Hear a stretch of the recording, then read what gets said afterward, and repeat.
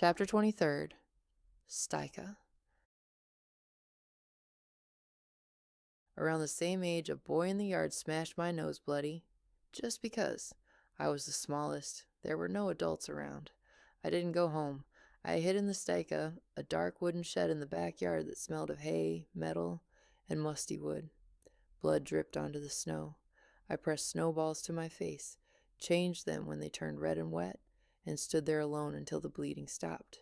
Then I wiped my hands on my pants and went home as if nothing had happened.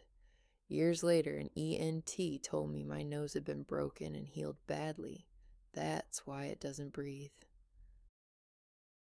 In that yard, they bullied me often, spat on me, threw dust at me, hit me. I stopped going there. When I fell off my bike at full speed and tore up my back on the asphalt, I didn't go home. Set my hair on fire from the poplar fluff. Same thing. I went to my friends. They washed it, bandaged it, helped however they could. I did this every time my body was injured. Bypassed the house and looked for help anywhere except where I lived. My fox. By that time already knew all the workarounds. Who to run to, who to ask, who to smile at so they'd help. Anywhere, but not home. Shame said, not something bad happened to me. Shame said, I myself am bad.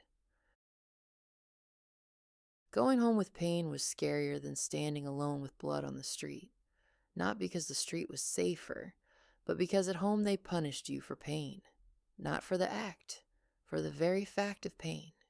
As if being hurt, falling, getting injured was not a misfortune, but an offense. As if a child has no right to pain. This was recorded in the body as fact. Pain and fear I could already dull by that time. Behind clenched jaws, behind a sucked-in stomach. My pain is needed by no one. This became habitual. Once my grandmother beat me with the dirty floor rag I had used to wash the porch steps, across the face, right on the porch, in front of the neighbor, for poorly washed steps. The neighbor stood and watched, said nothing.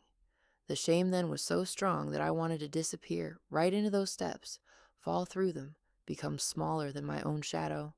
My cheeks burned, my throat squeezed shut. I stood and didn't move until my grandmother left. I didn't cry. By then I no longer cried.